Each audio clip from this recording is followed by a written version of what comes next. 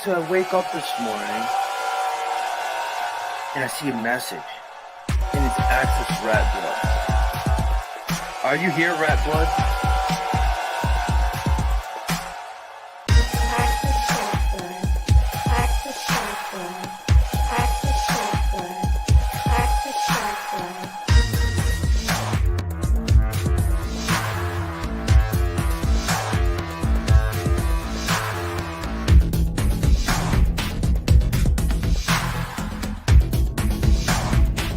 And then you got people like Access, and then you got people like Access, and then you got people like Access. I'm Access fucking Rattblood.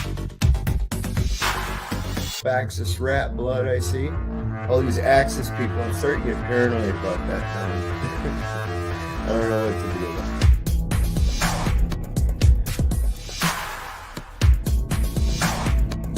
And then you got people like Access, and then you got people like Access, and then you got people like Access. Are you here, Rattblood? I'm Access fucking Rattblood. Access Rattblood. Most abundant and successful king hero that we are all sitting at this very moment. Are you willing to accept that as a truth? That you are a worthy man and that your penis is okay? all these Access people, I'm starting to get paranoid about that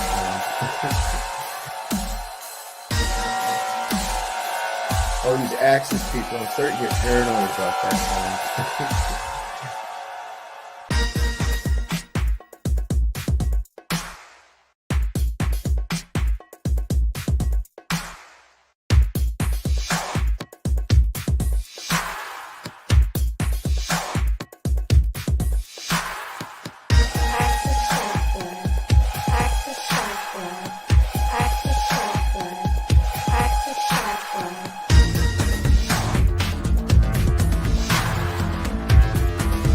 Are you here, Rattblood? I'll just start throwing spells at you, conjuring demons and otherwise. Are you here, Rattblood? I'll just start throwing spells at you, conjuring demons and otherwise. Are you here, Rattblood? I'll just start throwing spells at you, conjuring demons and otherwise. Are you here, Rattblood? Who the fuck is Access Rattblood? I'm Access fucking Rattblood, bitch. All these Access people, I'm starting to get paranoid about that now. I don't know what to do about it. I'm Access fucking Rattblood. Hello, friends and enemies of YouTube. It is the Access. Welcome, children of the metaverse. Disassociation.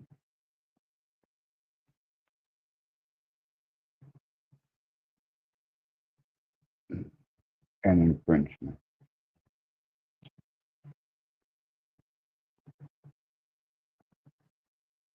Contemplate that for a moment. I play another tune from the repertoire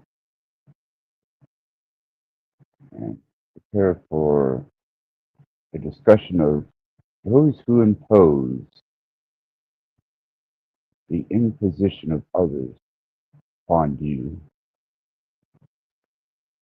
the alleviation of someone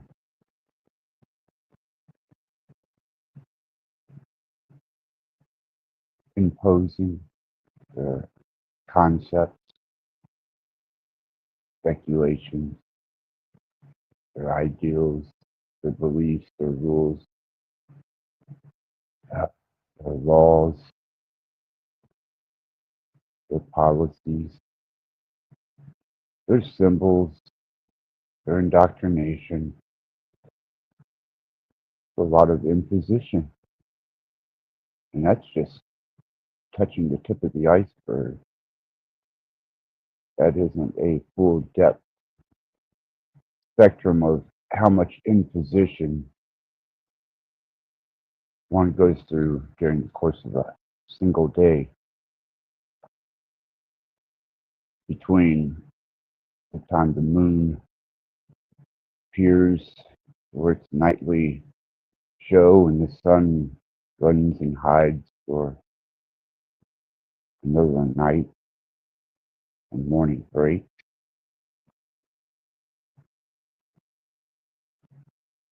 There's a peaceful solace to those who are empathetic in nature at night.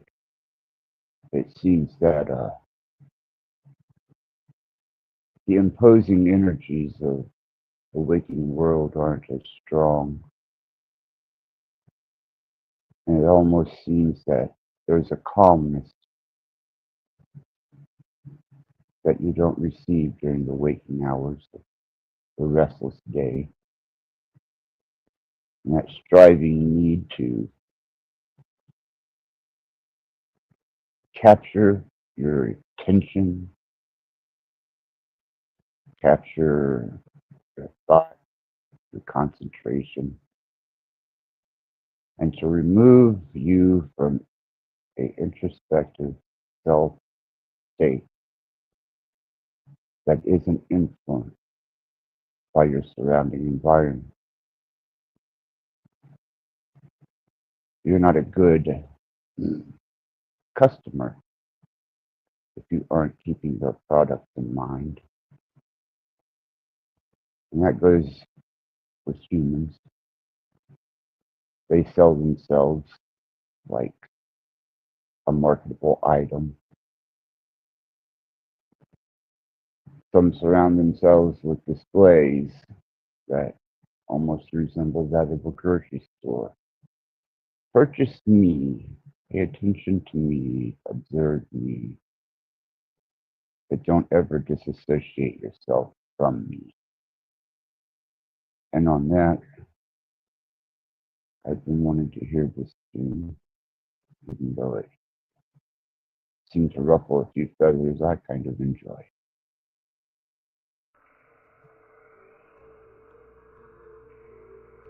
A lot of these elders need to hear the truth, man.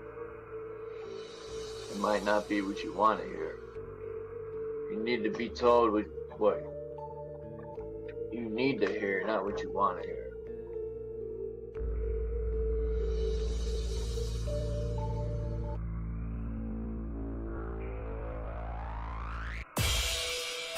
But necessarily my truth might not be everyone else's truth. So what's truth? You know? I say my truth or truth, but like I said, my truth might not be someone else's truth. Then I start to question, so what's truth? A lot of these elders need to hear the truth, man. It might not be what you want to hear. You need to be told what you need to hear, not what you want to hear. If some of these platforms, because there's many channels here, and a lot of them actually do, if people were honest when they're coming onto panels or chat, if they don't want to be honest with themselves, they want to tear down other people to disguise themselves. So what I get from that is people are insecure by using a false sense of security to mask. They're not actually, they actually ever challenge themselves. What would that look like? Of course, they'll be picking up, but what about you? I said, there you go again. You're deflecting at that point. It's about you. If it's always about you, then make it about you. Be the best me can be that. Be the most selfish person you can be. So my question would be, then why are you living with the rest of us? A lot of these elders need to hear the truth, man. It might not be what you want to hear. You need to be told what you need to hear, not what you want to hear. We don't consider each other. That's why most people are not rationally selfish. They're too busy being fucking selfish. So what's truth? You know? I say my truth or truth, but like I said, my truth might not be someone else's truth. Then I start to question, so what's truth? A lot of these elders need to hear the truth, man. It might not be what you want to hear. We don't consider each other. That's why most people are not rationally selfish. They're too busy being fucking selfish. A lot of these elders need to hear the truth, man. It might not be what you want to hear. You need to be told what you need to hear, not what you want to hear. We don't consider each other. That's why most people are not rationally selfish. They're too busy being fucking selfish. A lot of these elders need to hear the truth, man. It might not be what you want to hear. You need to be told what you need to hear, not what you want to hear. Because it doesn't serve them to what? I'm going to sit there and hear them and say, okay, so should I tell them that they're caught up in their own world? I'm just going to replace myself. Axis, you can take over for a while. It's your shift.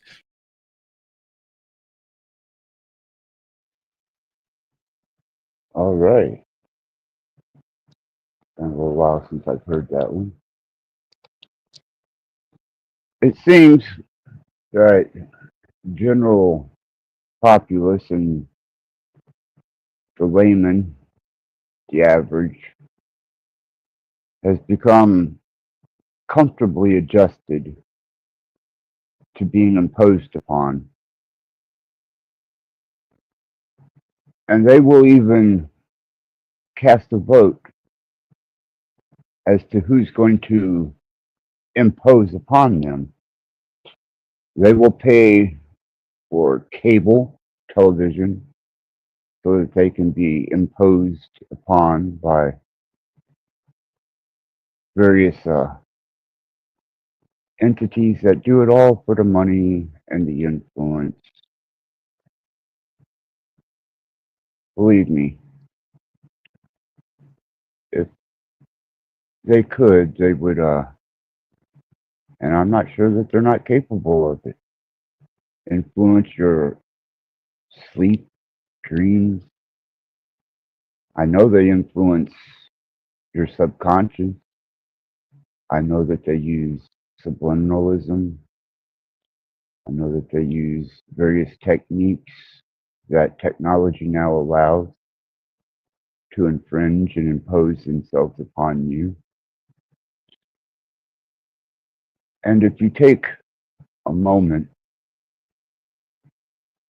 and you alleviate yourself from all these imposing forces,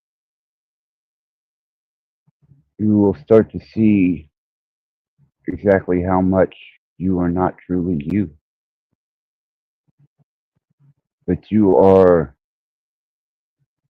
a result of situations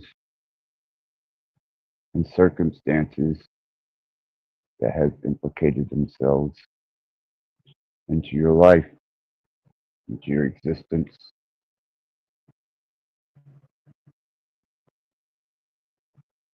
And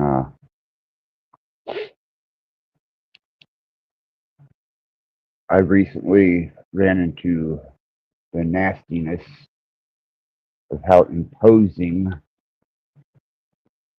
other entities and humans can be on a person, without even a thought. They reacted, they maneuvered, they did what it was that they felt was, I don't know, prudent at that particular time. But in reality, all they were doing was imposing themselves and their choices and their decisions on other people. And that becomes a forced situation at certain points of time. And disassociation with such implications that another can put upon you is a difficult situation to deal with and alleviate.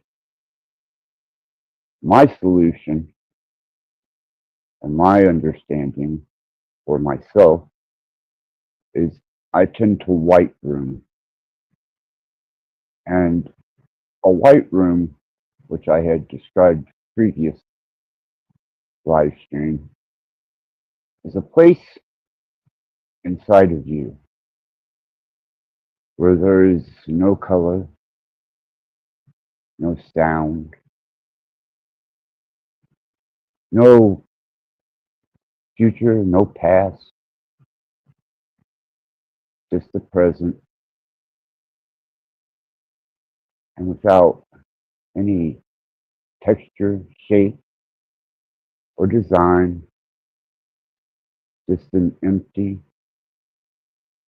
space, a little white room inside of your head. And there you are all alone. And there's nothing to sway your thoughts, your emotions, your ideas, your opinions. And this is a very important space to have, especially when you're living in a society, in a world that doesn't truly care how much they impose upon you until you have nothing left to offer. And then when you reach the point of nothing left to offer, it seems that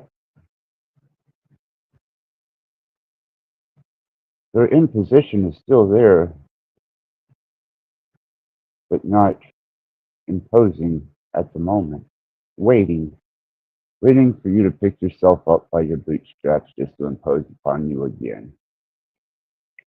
And that's the same with marketing, it's the same with YouTube, and that's the same with relationships, friendships.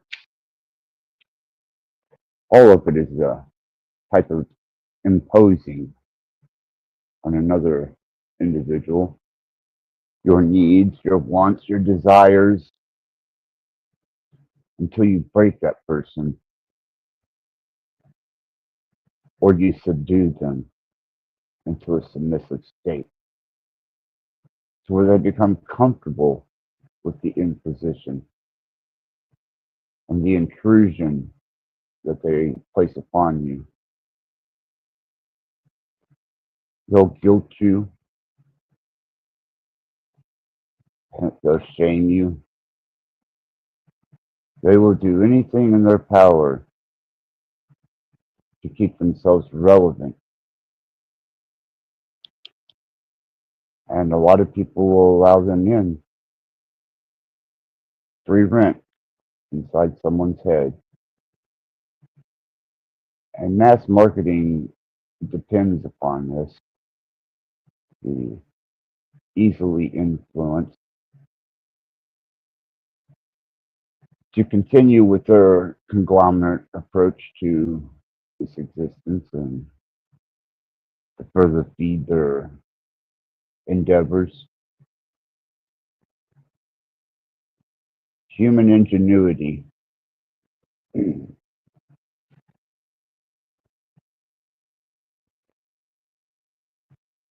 I have recently come to a great self-realization that I've allowed, and it's really interesting through disassociation that I generally apply, realize that even those that you allow room or that you give sanctuary to and you empathize and you try to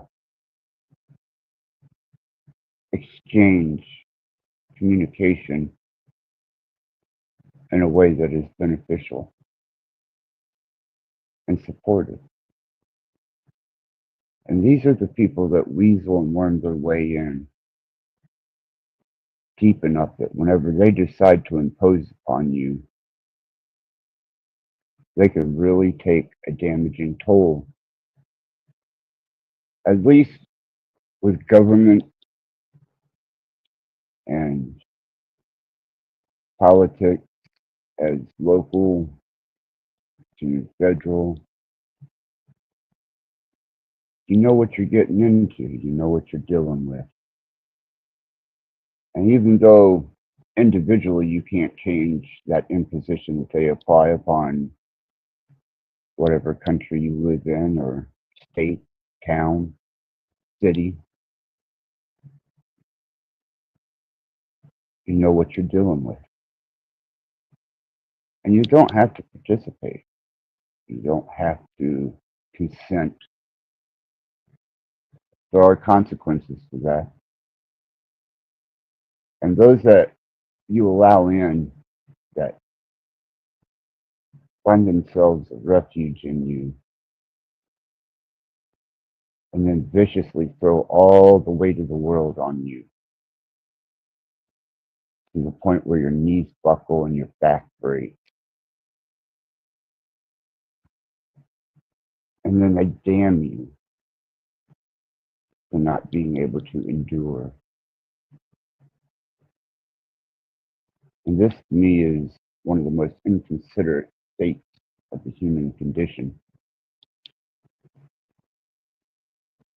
I find it to be very unforgiving and one of the most pinnacles of the imposing force that another human can apply to another human outside of frequency technology, warfare, and subliminalism.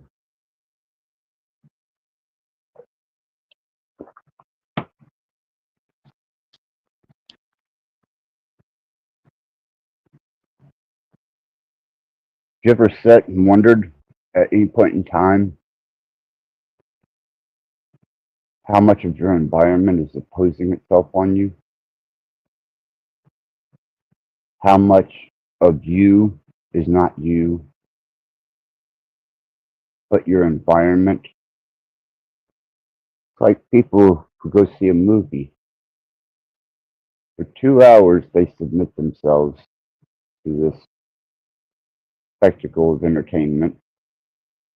It engulfs them, and then it becomes a part of their learned experience that they need to sometimes share, sometimes revel in, or sometimes even disgust or disappointment until it leaves their cognizant mind and they've replaced it with something new.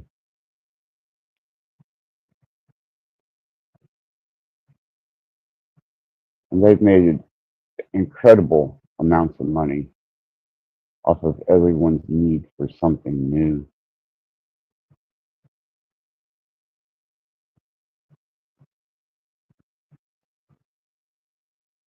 I'm still working with the presence of what I am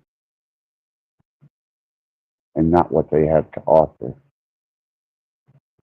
So I started disassociating, and recently I was on a channel and there was a review where an individual went so far as disassociating themselves to the point of burning the pictures of their children. And I thought, well, there it is. I am profoundly aware that humans have no fucking common sense whatsoever. Truly, no common sense. And their intent for this was not to be tied to this plane of existence and all the learned experiences here, so that they could pass freely from this existence into the greater grandeur of what they believe or what they perceive might lie beyond life.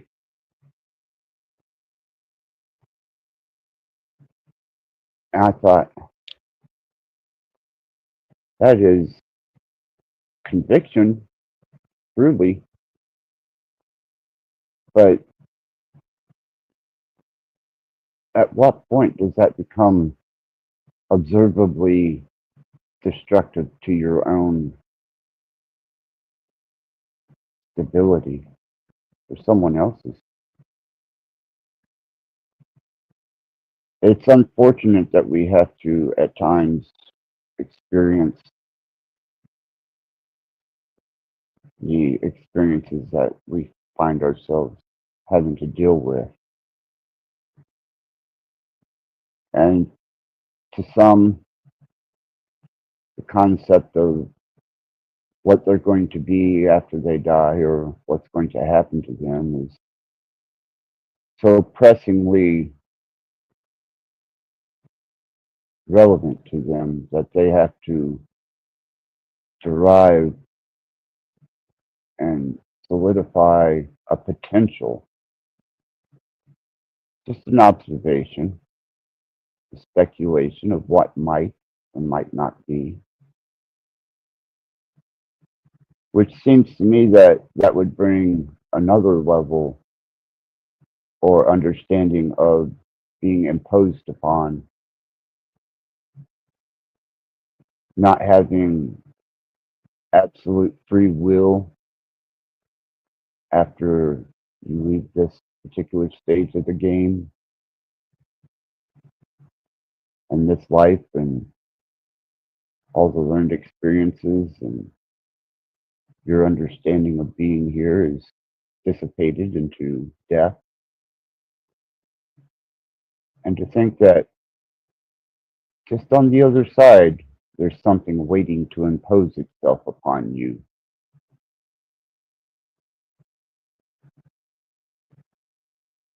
I suppose most religions and social clubs and etc. have a kind of a notch in the game of them being imposed. Surely the God of the Old Testament was extremely imposive. I don't see how those people functioned properly with that much law and restriction to their every waking hour. I endured it as a messianic for a short period, and it was so stifling to my everyday functioning that it was at the forefront of my mind constantly. And that, to me, wasn't any type of liberation, wasn't any type of freedom, wasn't any way to conduct myself. I suppose family is given a particular leeway to impose themselves until it becomes beyond the point of stability and the threshold break.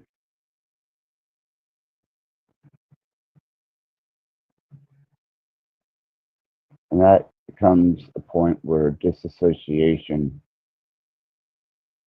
is immediately needed to be implied.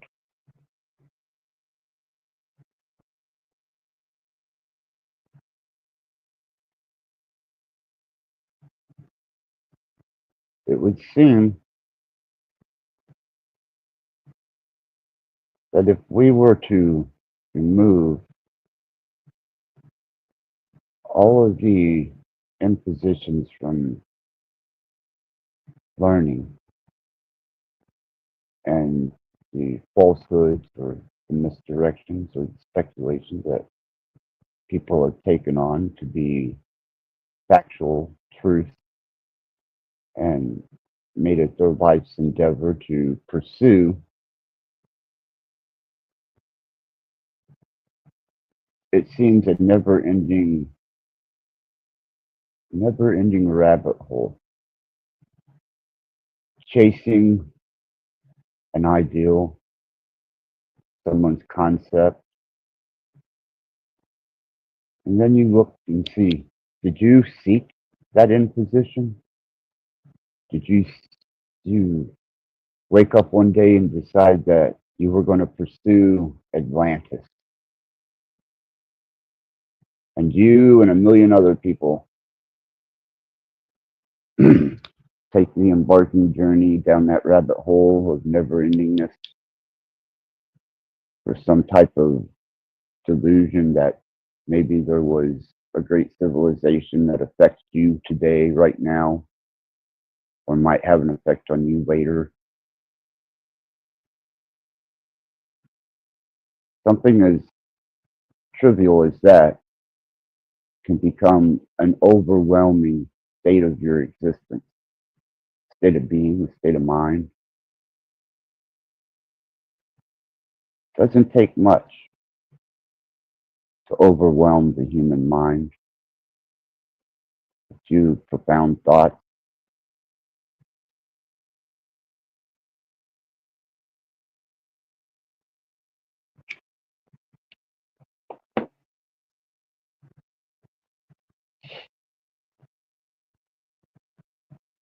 I think that disassociation should be met with some type of common sense.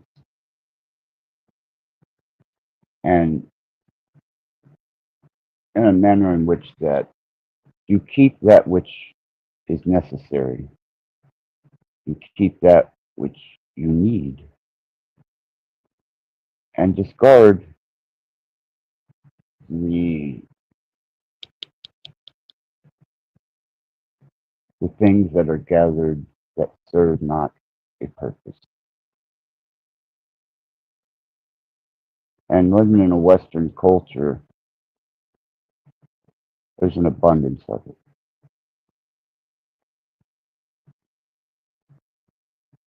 Labels, tags, marketing. It's just a larger reflection of a minor observation of the human condition.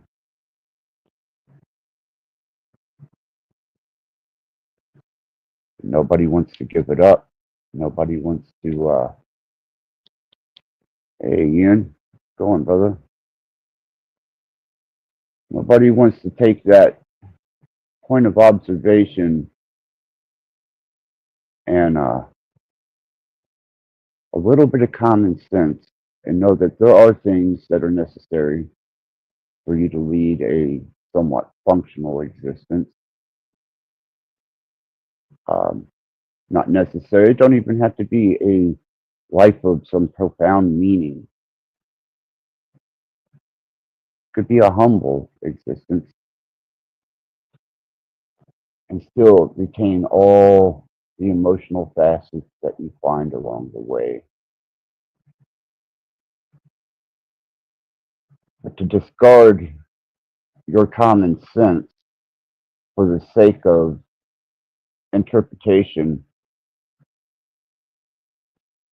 to me, it just shows the Western state of mind. You need to be led, you need to be guided, you need your imposition to show you what clothes to wear, to show you what shoes to buy, to show you your status in life. You know, you cling to these things because there's no real substance to you. If there was, you would truly have no need to advertise for somebody else. And that's what most people do. They want to advertise themselves to be marketable to the next person. And the next person is advertising themselves to be marketable to the person following that. Instead of an introspective look of solidifying yourself in your basic needs and coming to an understanding that you are probably 80% influenced information that isn't yours. You didn't derive it. You didn't create it. You found it. You consumed it. And then you became that. And that became your substance. Somebody else's interpretation, somebody else's ideal, somebody else's understanding. Instead of developing your own, And when you develop your own understanding, then you start feeling as if all these imposing forces are they're like a weight, an unwanted burden that stands in your way from that solace that can be found within yourself. And suppose that's when I first developed the white room, because I needed a place to go inside of myself where there wasn't anything imposing itself on me. There was no TV, no computer, not another human's concepts, ideals, indoctrinations, or dogma. You know, it was just me, the conscious observer of myself in form and function. I think that's something that was very well known potentially in ages gone by that even exist. And maybe that's the folly of it all, is giving ground or allowing something to take root inside of you that truly isn't you. And I would say that probably 90+% of you don't even realize or understand you, because you've been shrouded with so much influence around you. From the time you're born, you're fed a head full of misdirection, we'll call it. And Alki, good to see you. Anyhow, as a child, your mind is like a sponge, and you're getting your schooling since TV come along and became the primary babysitter for like several generations. Whatever delusional reality that you could derive from that, and it became a basis for what you considered to be you or your personality, or that which developed and helped create your personality. Not ever realizing that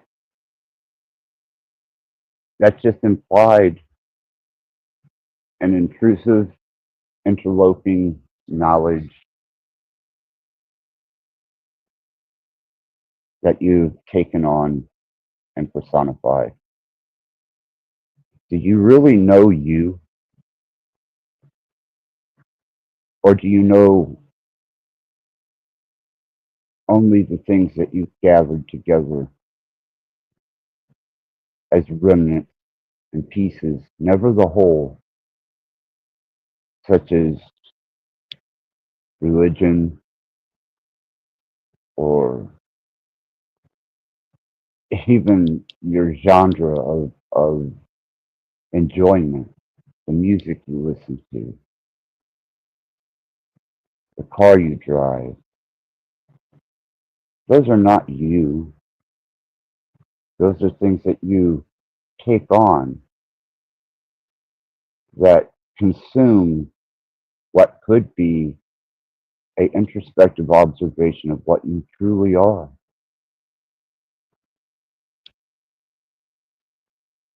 So either you're a product on a shelf waiting to impose yourself on somebody else,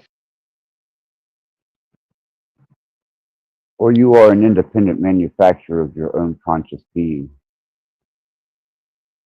And that's what I would like to think that I strive for, is to develop,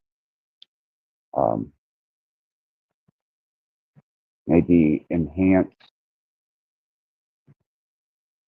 my perspective of what I truly am and not what I've gathered together as just concept of learned information, because once you reach the state where you exit this plane of existence, what good could I possibly gather from all the all the labels, all the sports cars and the pets, the houses, the money, the entertainment?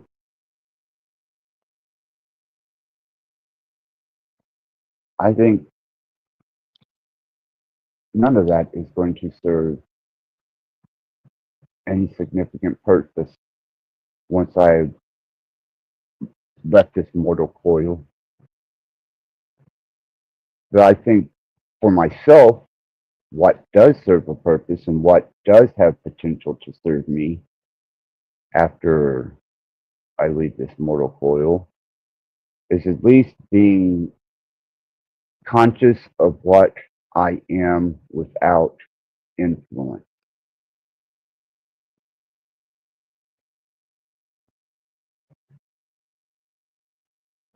We are influenced by not only the heavenly bodies and the cycle that they generate, regardless of how long or how short the cycle, whether it be a lunar cycle to a solar cycle to a yuga. There is a repetitive influence of vibration and energy that comes from these luminaries that have a repetitive effect on this particular construct that I have found. And I do know that I can walk outside and I can observe the cycles of the moon, and I can take account of my environment and observe the effects that it has on various things such as water. You're potentially 70% of in this state. People's moods, emotions. And then when you take it a step further and you start observing how other influences of the luminaries affect your personal being and your state. And it's one that truly has great influence upon your existence. It's as if somebody set this place in motion, a self-sustaining construct, and in setting this in motion, they put cogs and gears in it like a clock that completes cycles. And the cogs, the sprockets and springs to it would be the luminaries, the moon, the sun, planets, stars, whatever is observable with the naked eye from standing and from observation, from mode and modulation of houses and the movement of the stars across the heavens and the effect that the solstice and equinox have. You can look at plants and the seasons and recognize by mode modulation the times of season, year. All these things become highly relevant to survival in a natural state. Throw in a little food and water, some shelter, and everything else kind of a bonus for the imagination.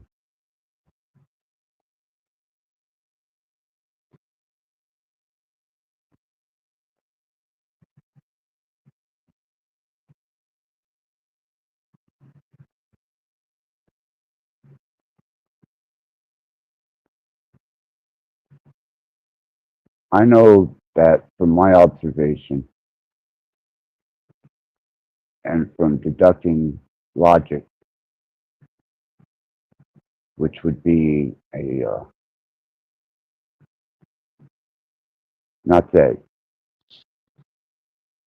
a particular measurement system is the greatest, the best, or perfect, but a measurement system that is shared nonetheless to determine the angle, the shape, the dimension, the width, and the breadth. This construct is all measurable. There isn't anything, even energy, that I haven't found that can't be measured. Even a random, chaotic, disordered state, it holds a measurement within itself. Though it may be passive, it is still relevant in the fact that at that point, it can be measured.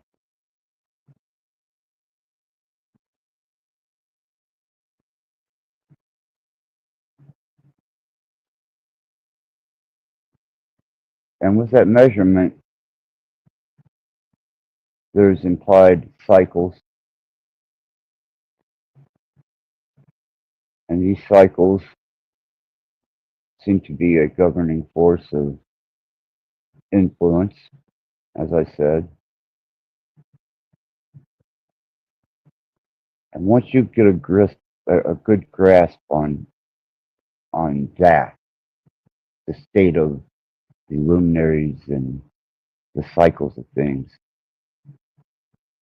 you can then adjust yourself to a new rhythm.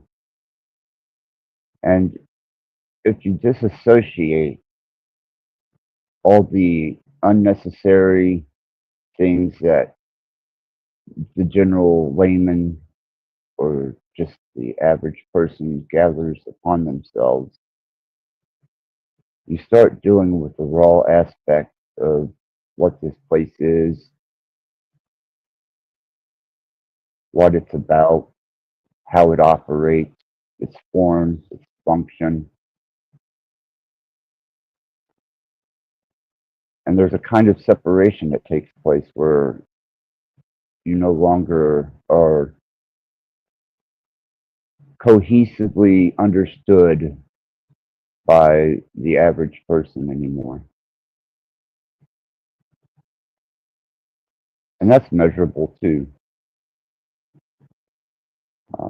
You take measure of a person by their safety protocols and their indoctrination and what they have to offer.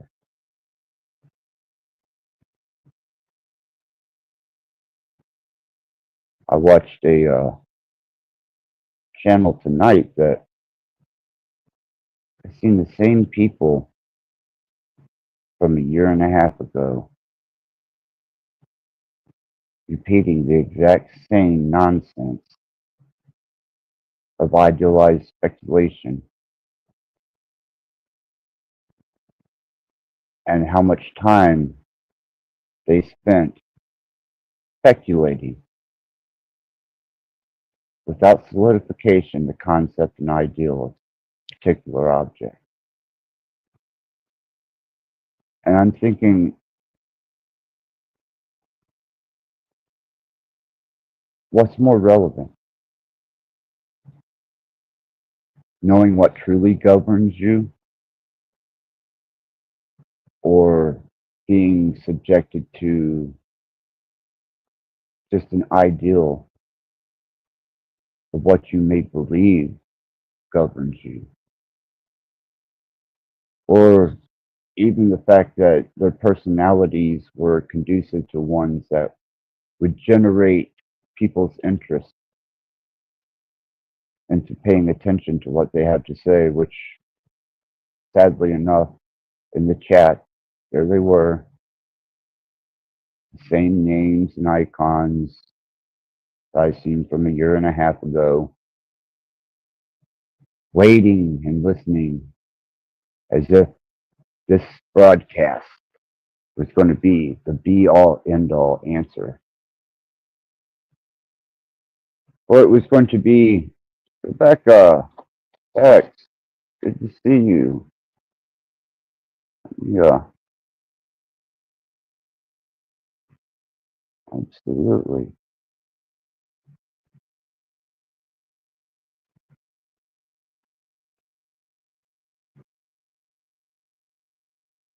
There we go. Okay.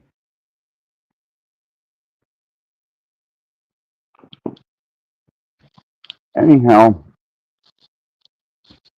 what truly affects you in this form and what you ascribe to uh, are two different things that the majority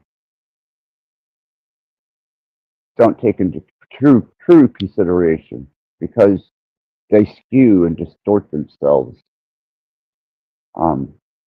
And if they could truly get a grasp on how relevant they are to themselves instead of other people or other beings or entities or whatever may lie consciously in this minuscule perspective,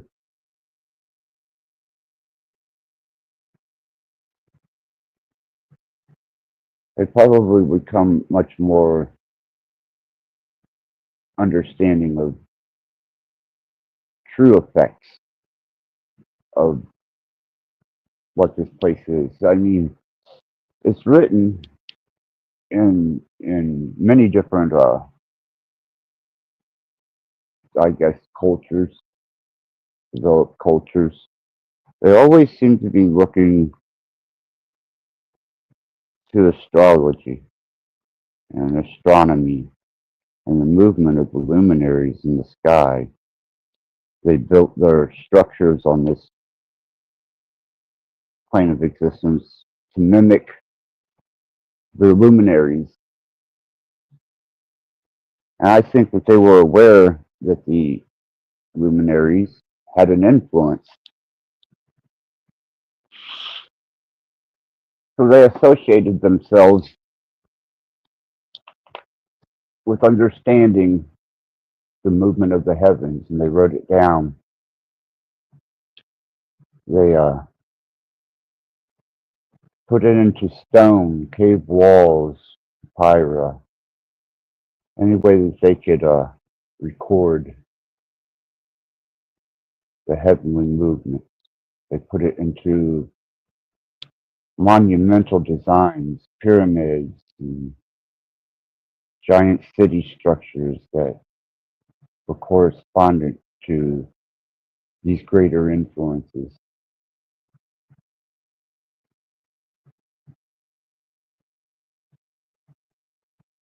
And that should be at least enough to spark in you some type of reckoning that those particular bodies and their movement are the greater influence and hold a much more profound influence than any group of humans could possibly hold this plane of existence, the waking state.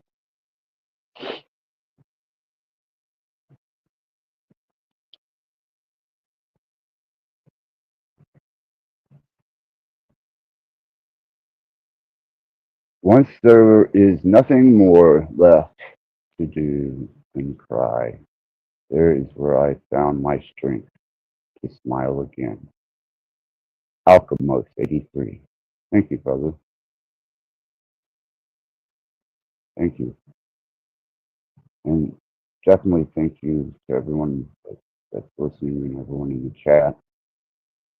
All I'm offering with this rambling There's nothing for you to take on, nothing to burden you, no weight to imply, no direction. I am no one's master, nor am I a role model, a hero, nor am I anyone of great wisdom to guide you upon some significant direction. But I will tell you what I have experienced, and that is the easiest way to get to the heart of this life event is to remove the things that you've gathered upon yourself that are insignificant, that are burdening, that weigh they weigh your advancement into further knowing your true state of being. And I did this through fasting, um, binging and purging, pushing my body to the brink of total exhaustion. And I found a place beyond my subconscious, which is like a sponge until you gather some type of control over it to filter out the nonsense. But just beyond that, there's a very quiet place, an observer. It doesn't have an opinion, doesn't have an objective. It just is. And there is where you can truly feel the state of your being, or at least I did. And there you can truly determine what your nature is, if you can get there. It's not hard. You just have to stop. But most people are still struggling with the subconscious mind absorbing all the information around it like a sponge, and then beyond biology to just the conscious state of observation of the subconscious and the waking state.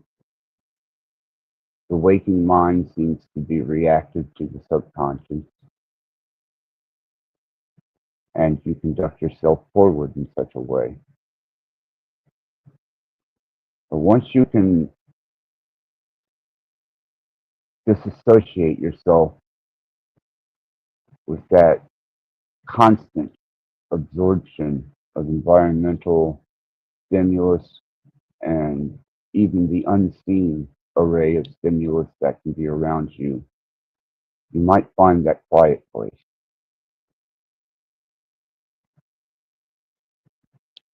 And no one can impose anything upon you in that quiet place because they're not there. It's only you. And you can be very, very frightening to yourself because you've never truly met you. You've met the concept of you. You've met what you've created for others to recognize as you.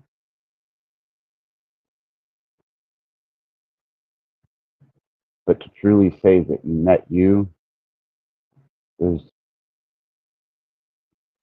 a quiet reverence to that, a very quiet reverence. It doesn't need to be explained, doesn't need to be shared.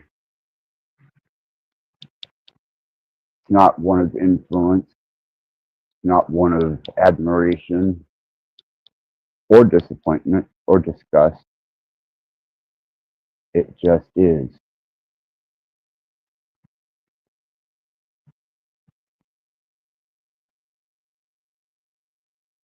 And then you can feel at that point, or at least I did,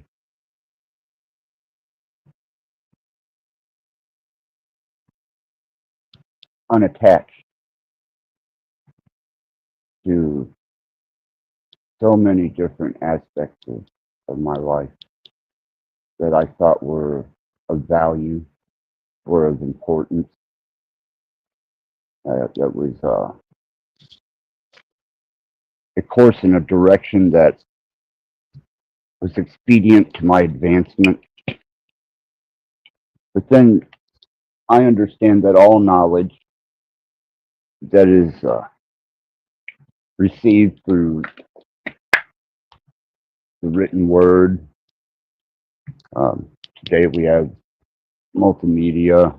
In the past, we had campfire stories and shared legends of the great past forefathers and generations.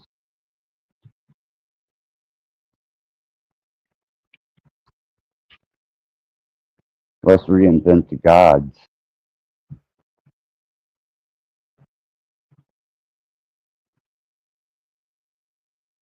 The ones that were given to us. The multitude of names, the multitude of influences that associate themselves by culture, design, brand, and influence.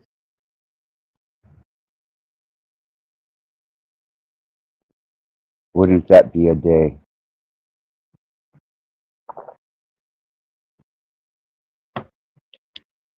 Strip them of their titles, the old reverence of gods that are written about. Sure, Ian, that'd be great, brother. You know you're welcome up here anytime. Anytime. Let me drop the link out there, man.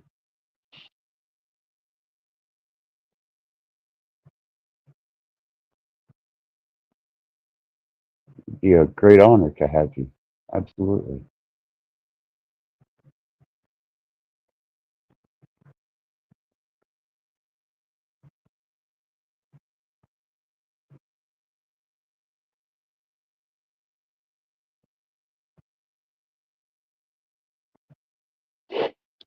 There we go. Good, good. Okay.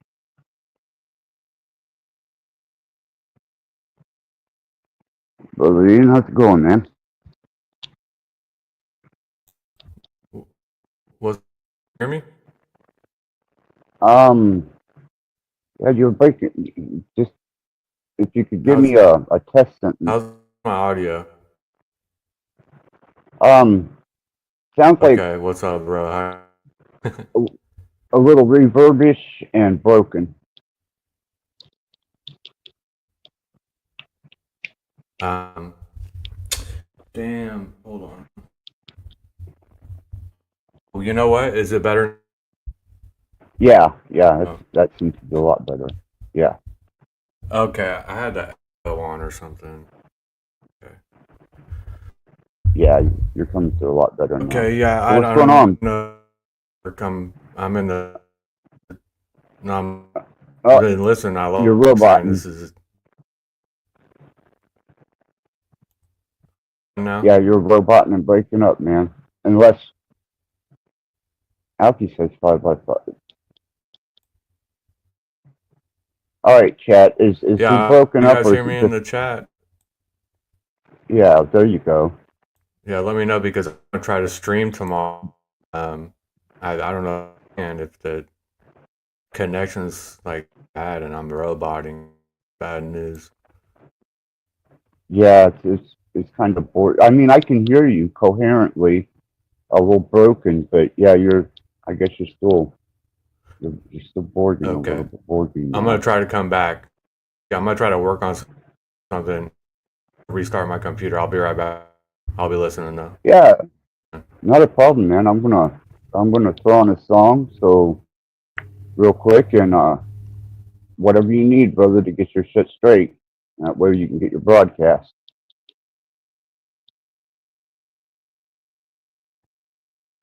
Okay, you guys don't mind for a moment, we'll Mr. Ian from We Are Awake, a very influential individual that finds a lot of appreciation in. We'll be back.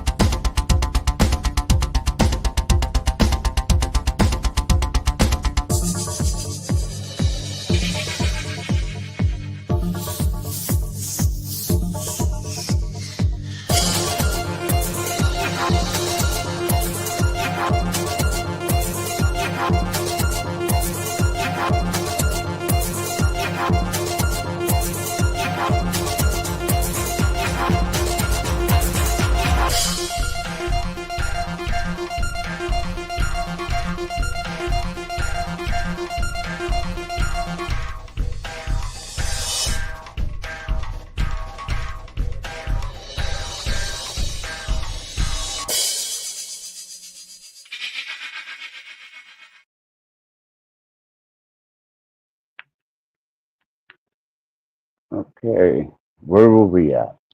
Reinventing the gods. This should definitely poke a few people. Hopefully, you were given the gods that you serve by name. You were given the limited nature of what they truly have to offer. My concept of a god goes much further than what we've been delivered.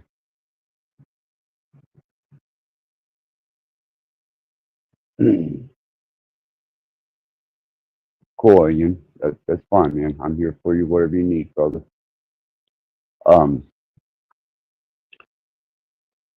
You accepted their their gods. You took by faith, because that's the only thing that I can find to justify anyone remotely applying themselves to a deity that they're going to be in servitude, that they're going to serve, and you accepted what they gave you with all the contradictions, limitations that it allows you, with the belief of free will and all that comes with it, and the impending judgments, whether they be rewards or punishments. But they gave you the names. They gave you the dance, and they gave you a fundamental flaw, because apparently gods need to be worshipped. Apparently gods need submission. They need servitude. They need obedience. I'm thinking myself,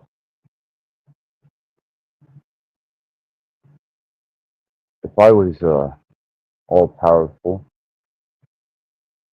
all-encompassing, omnipresent deity, I would be content with the understanding of my own existence, and I wouldn't beckon the worship from something I created to fulfill me or to render servitude that I may rise supreme above you. To me, that's a fatal flaw because of arrogance. And I don't see a true creator God being arrogant. I don't see a true creator God wielding you into servitude while threatening you with the conditions of potential eternal damnation, punishment, or being cut off from that source of creation. To me, that sounds like a mentally ill deity that has some serious need problems. So I can't accept for myself what they've offered up in all the various religions, including Satanism, Hinduism, and all the abstracts, Urantha. These are gods that were given to you, that they chose to bestow upon you, and you allowed yourself to accept. And their stipulations, their shortcomings, and you reinforced their ideal by applying energy to it. And you embodied this belief system and this particular way of existing, coinciding with a God that needs servitude.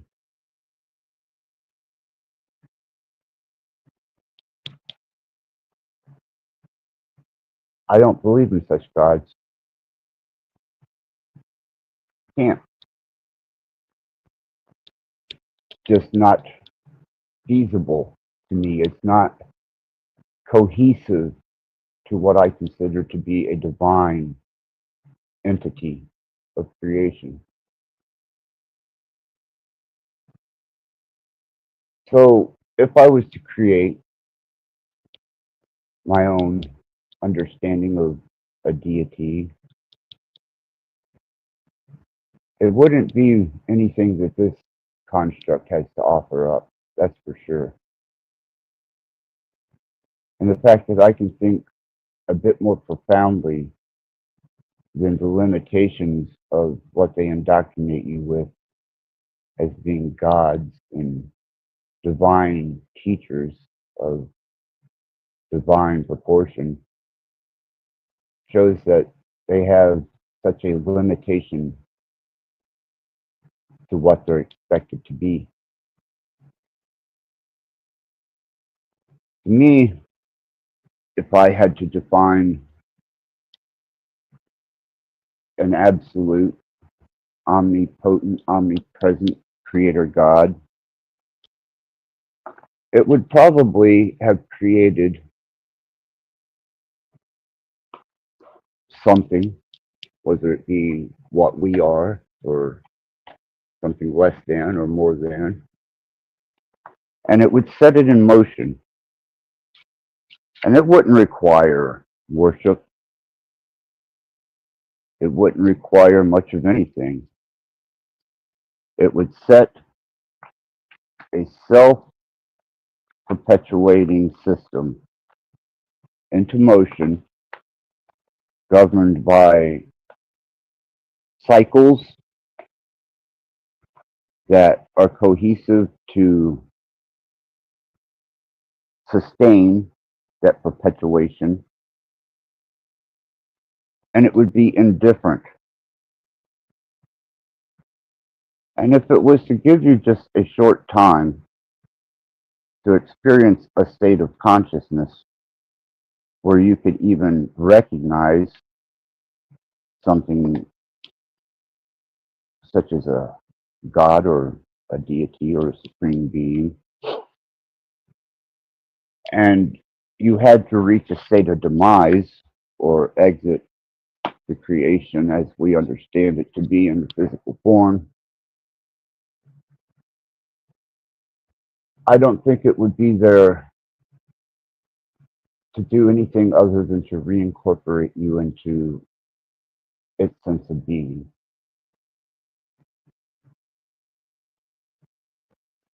Which would make this venture through this life much more relevant.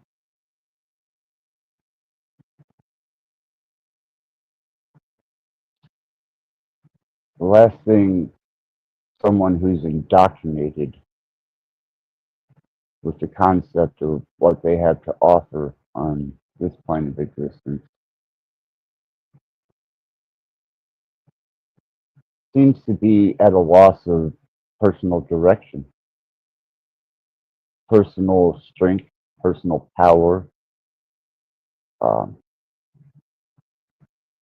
the personal ability to endeavor and persevere.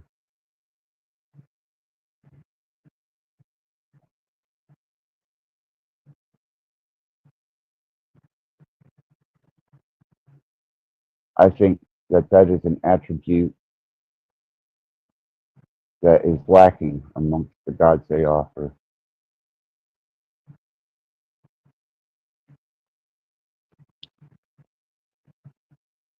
But I can't justify or hand you anything other than a perspective. And you have to make the decision. You have to determine for yourself whether you're carrying on a tradition of indoctrination, whether what you believe is just a concept that brings some type of comfort to your existence. Maybe it's the company, enjoying the company of others who are endeavored in such indoctrination, because they're not confident enough in themselves to be able to step outside of the confines of the construct, disassociate with that which you've been indoctrinated with. Look at things for what they truly are. Apply neither good nor evil. Look at it for what its nature is. Look at it for what it is without any subjection. And generally, the truth of it will come to you.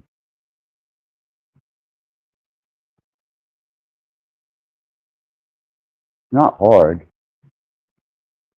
It's just something that isn't taught. You're not taught how to unlearn when you're being brought up.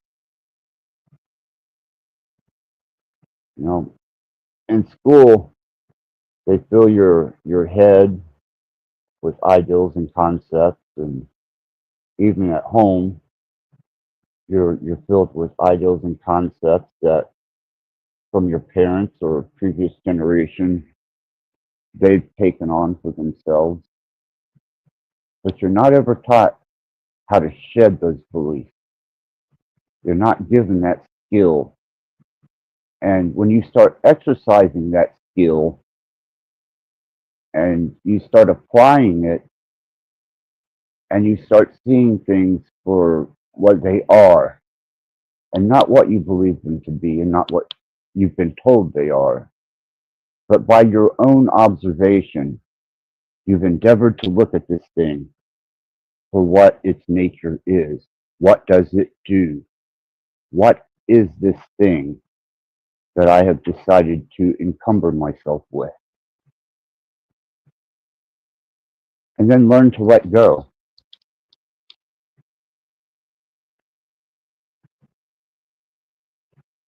And there's going to be a resistance in your surrounding peer group, associations, friendships, even your enemies won't know what the hell to think of that one. When you no longer associate with anything that is common, commonly understood, commonly accepted, which is just an easy way of saying everybody believes it, so you believe it too, commonly accepted. And go on that individual search for the true nature of everything around you. The future and the past are now in this moment. You're in this moment. What's here with you? What is it that is tangibly in your personal space, your local environment, and observe it for what it is. And you'll find that you take the illusion, you take the mystique of what it may appear to be, and you remove that. And you look at it for what it is.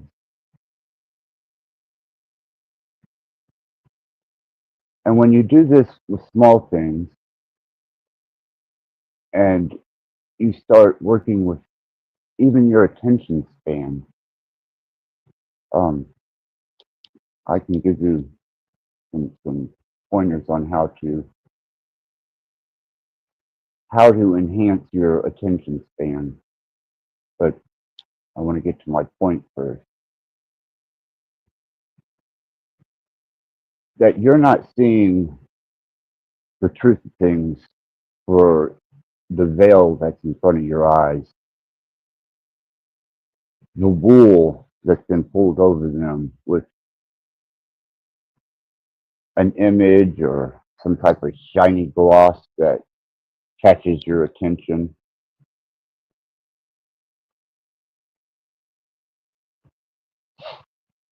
You know, they'll sell you anything and you'll buy it as long as it's shiny enough. Or at least that's been my observation of the general majority of people. But once you take that off of it and you take the illusion away from it, and you start observing it for what it is, you'll find that you've been buying somebody else's concept the whole time. And the substance of your being is not as profound as you think it is, because everything that you've done, everything that you do, are things that you've acquired, not by introspection, not by self-discovery, not by observation without illusion or preconceived, conditioned notions of what it should be, but you bought right into the program.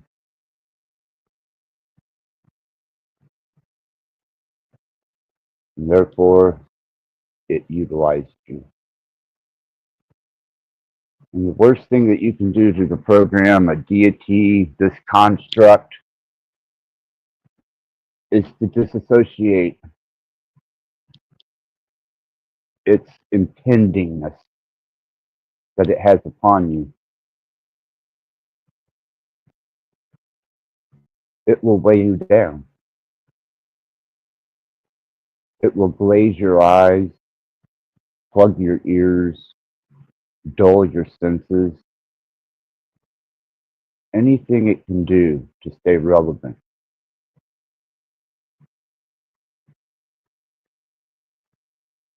And if you give it any energy whatsoever, it will consume. And it will keep consuming. It does not stop consuming. It consumes endlessly.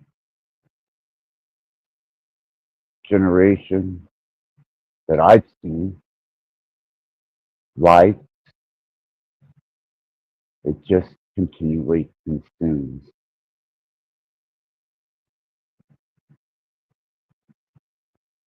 In a natural way, it seems self-perpetuating. And I can understand the concept of life feeding on life to sustain life. But when it's done for reasons that go beyond self-perpetuation, that is when there is an ill influence generally introduced, such as good genetics versus genetics that have been manipulated or altered, have become abominated. It's the same with the mind, with your concept, with your understandings. They've obscured, they've added to, and they've taken away. And then they showed you what to think, how to feel, how to perceive. And I say, for myself, it was the removal of that allowed me the greatest level of insight to my own nature. Because that's what I think I'm going to have to contend with when I exit this life. I'm going to have to contend with the true essence of my own being. Something that I'm going to say 99% of the population doesn't even take into consideration,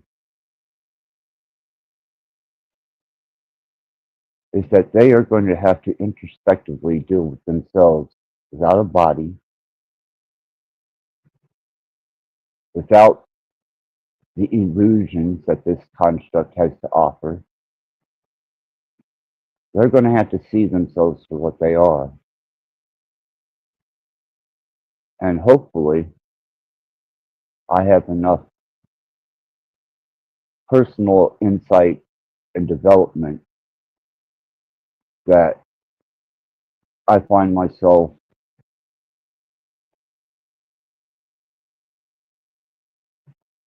and a state of contentment. Been there once before, and it was taken from me. And I've learned a lot since then, and I've tried to share as much as possible. But I can't remove the illusion for you. I can't take away your indoctrination and that which you hold on to, your safety protocols, your needs to stay relevant and cohesive to the common thread that binds humanity. The quiet individual walk that you'll take as you exit the crowd and find yourself observing from a singular position.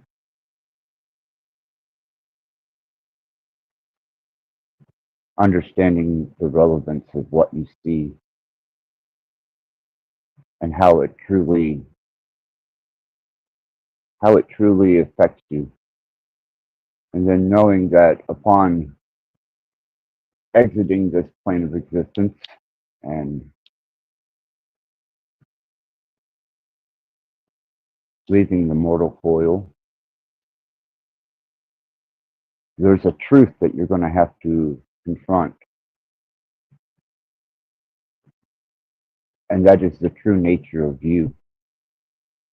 Your true nature. Not the one that you've developed, but what you are truly by nature. And I think some of that is inscribed in genetics. I think that people who deal with insanity, mental illness, those who have to contend with abusive and traumatic experiences, instead of being nurtured into an understanding of self-discovery, they're brought down by the hand of those who would take advantage of, ostracize, condemn.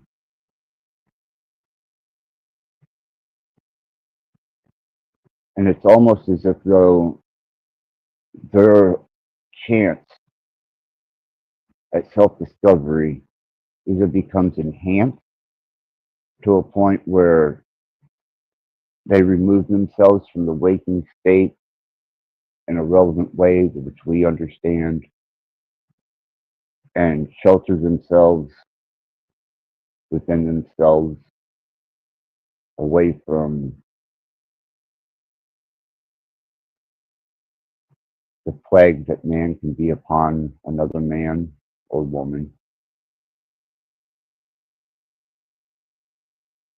And then there are those that are fortunate enough that they can take that introspective journey to understanding the quiet them, the one that they've yet to meet. But then people who are given that opportunity with any type of solace piss it away.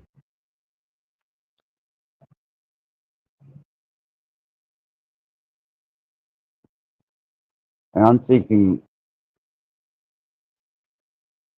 what kind of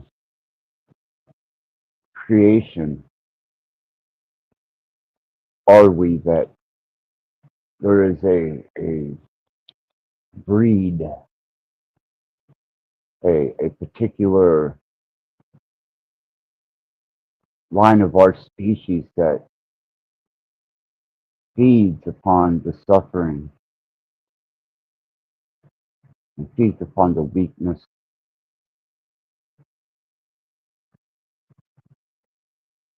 of its own species.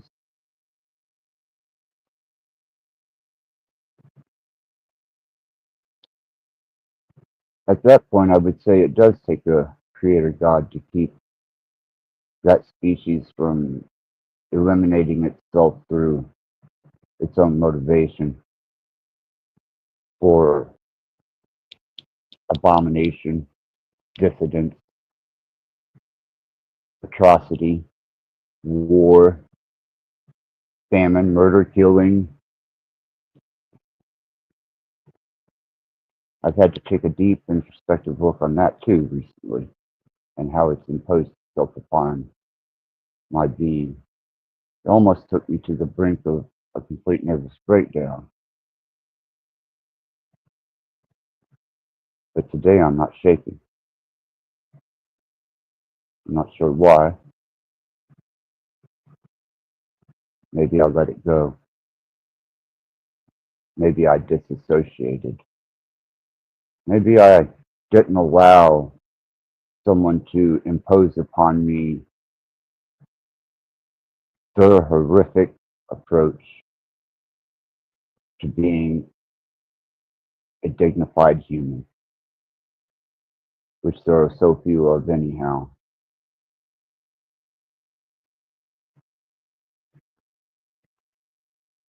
I would like to think that in the grand scheme of things, that we were a species worth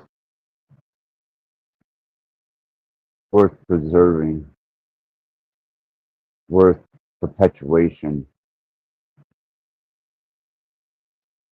But in a majority sense, if we were observed in such a manner, it would probably eliminate the whole fucking species.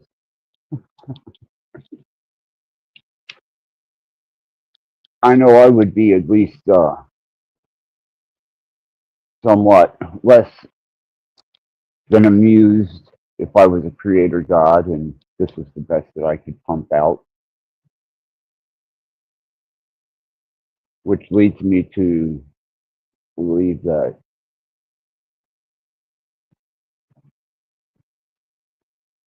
these great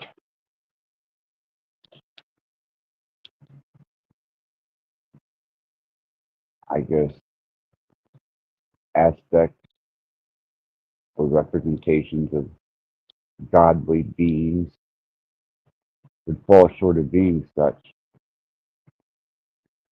just by evidence of our nature. And if we in any way reflect the nature of that which created us, then that which created us is probably an abomination too. Because it seems that everything on this particular plane of existence that was created with a conscience of self-awareness, abstract, non-binary thinking, are pretty atrocious.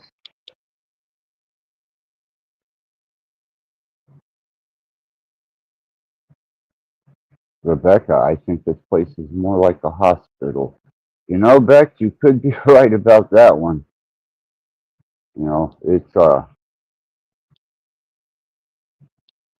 perplexing.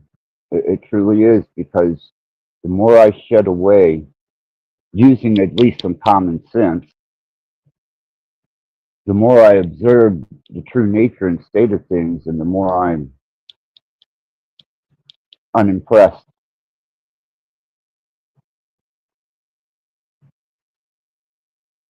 And that must have really been a profound statement, because people just ran from that one. It's hard to convince a human that they're not the be all end all of all things. Not to take away from the fact that we're profound in the fact that we exist. That's pretty profound within itself. And then even more so when you think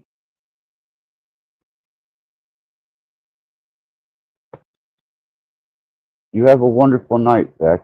Thank you for stopping by and tuning in. You know you're welcome up here anytime. You're welcome in the chat. I appreciate you. And you have a wonderful night, Bex. Get you some good rest. And I appreciate you being here. Thank you. Thank you so much.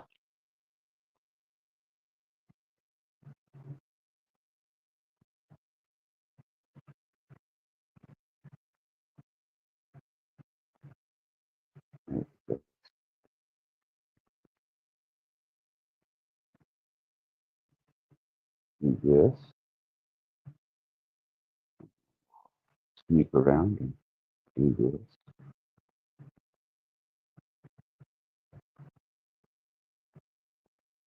And we'll do this and this.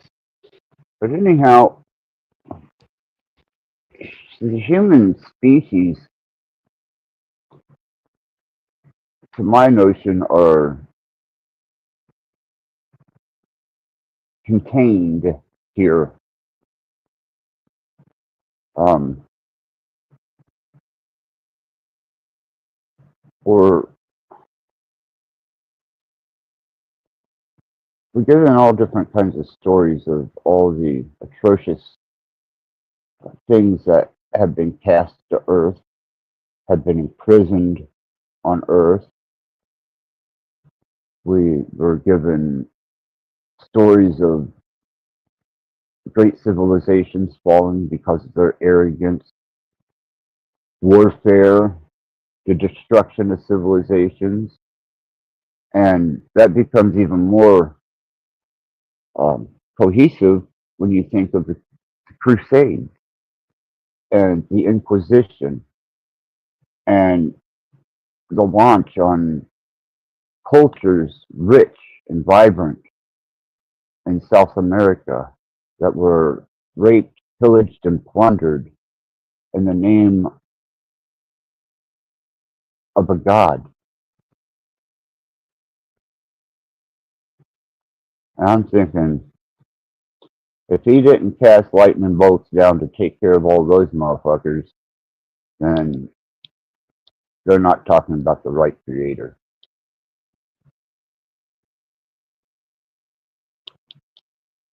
Because if somebody took out civilizations and cultures as rich as the ones that were subjected to the Inquisitions and what the Church of Rome had to offer up for them, I would have struck them down at the core.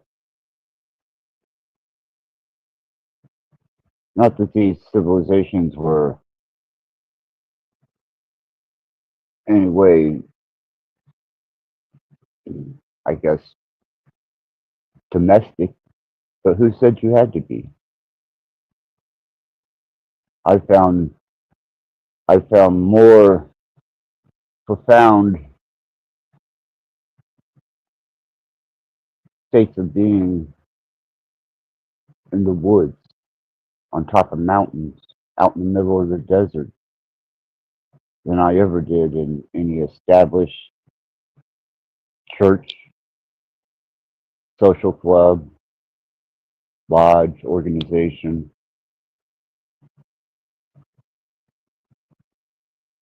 And it seems that the nature of a human is one of destructive, hedonistic, self-indulgent destruction. And I don't think it's changed. I think that we're witnessing it in its finest at this point in time, especially here on Earth. And I do pay close reverence to the April 8th eclipse. I think it was a indication of a cycle, one that is coming on and one that is passing, because it seems that things have escalated and have become more more intensified since that particular day, only because I pay attention to such things.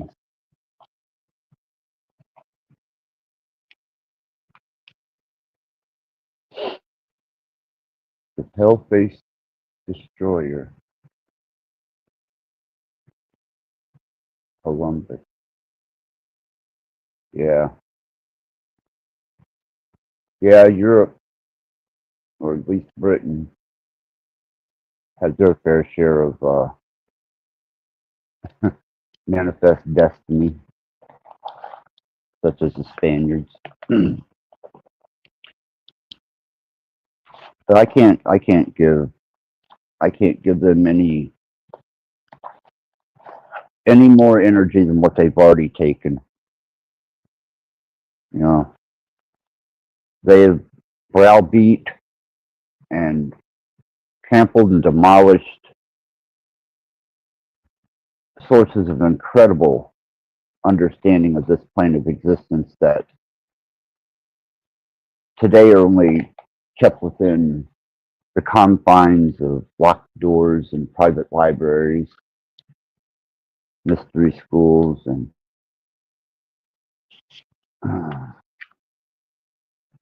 esoteric groups. And I think this is because somewhere along the line, somebody figured out that he who controls the information flow controls the people that are willing to ascribe to it. And if they have nothing better to observe than what's offered, then that's what they're going to take. Because they don't know any better, nor have they endeavored to know better, because they weren't directed that way. They weren't given a skill, a single basic skill of being able to shed information as easily as they acquire it. There's something about the human species that wants them to retain the nonsensical and not the profound. It almost seems like the profound is fading on them. It's introduced, it's marveled at for the moment, and it's forgotten in the forward movement and persistence of our species. But the speculatory and the incohesive is what we seem to want to project, and especially upon each other.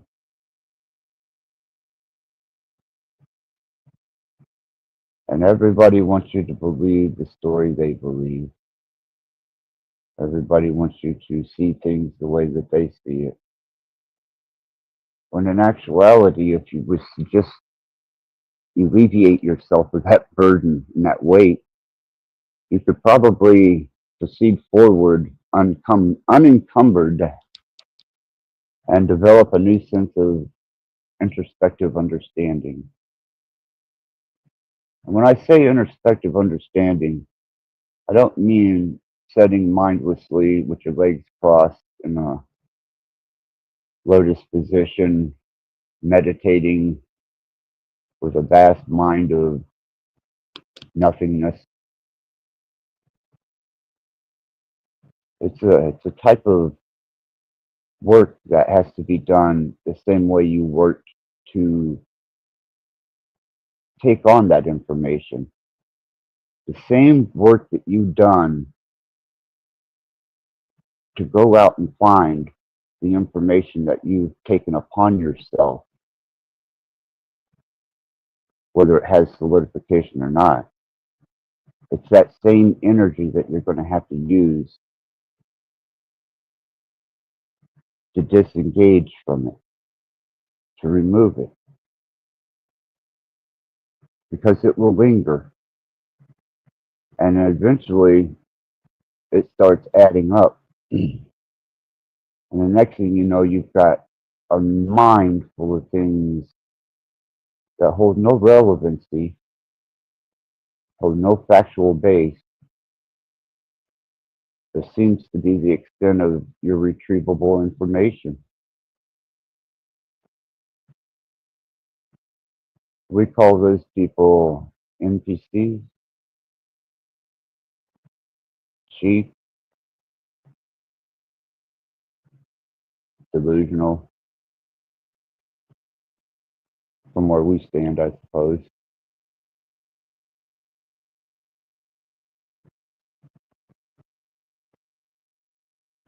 Why aren't we, from a younger age,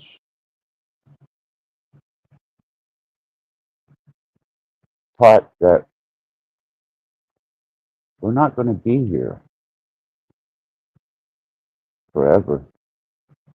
That our time here is short and it goes by very quickly. And then the next thing you know, you look around and it's about over.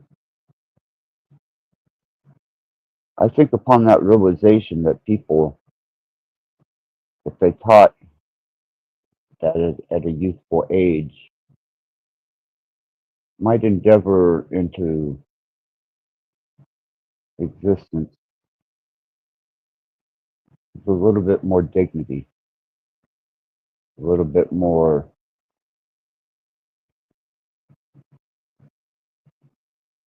respect. I hate that word, respect. But anyhow, instead, we generally, and I tried not to as best I could, but we're given these childhood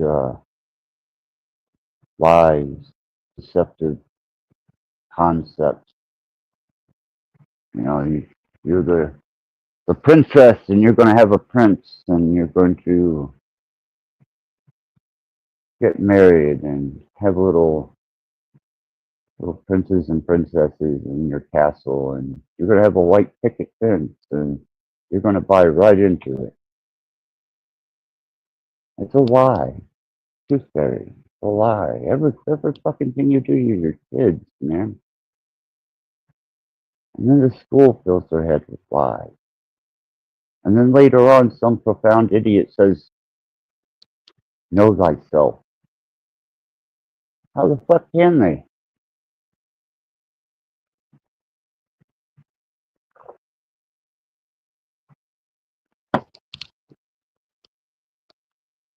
I think it's amazing that they can even utter a truth.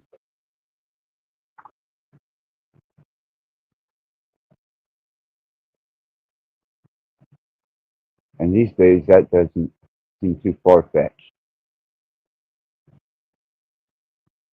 Their inability to utter a truth. Well, I end this, I would just like to say that if you would,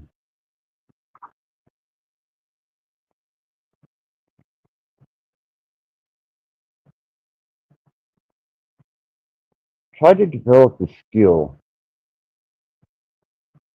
of disassociation, or at least approach things with the potential of disengaging. Unlearn. If you're capable of comprehending the concept of unlearning something, start working with that concept. Start working with that ideal of disassociating, of not taking on everything that you observe, read, see, or that's imposed upon you. Redevelop your way of observing things in a um, a disassociated way and look at things for what they truly are. And if you can take that journey of self-discovery, look inside, find out, and you got to be completely truthful with yourself. How much of you is actually that which you have imposed upon yourself and others have imposed upon you, that you think you are, that you believe yourself to be, or that you personify and project that isn't of your true nature, that isn't what you truly are. And shed those things. And shed all the imposing factors that have been placed upon you, and find a white room within your head. Take a minute just to observe yourself for what you really are. And then you may be able to look outside of yourself and see things for what they really are. And upon that, I've rattled and spoken enough. I appreciate anyone who's been able to endure this, and definitely chat is always amazing, as usual. Alchemos, Ian, Bexx, Dina, you guys are awesome for showing up. I appreciate it. Naturally, a shout out to We Are Awake, Venus Cupcake, Deck, Alchemos 83, and always the next Jeff, who's, and everyone else that has come along and maybe learned something, or maybe were able to take something away from this of value.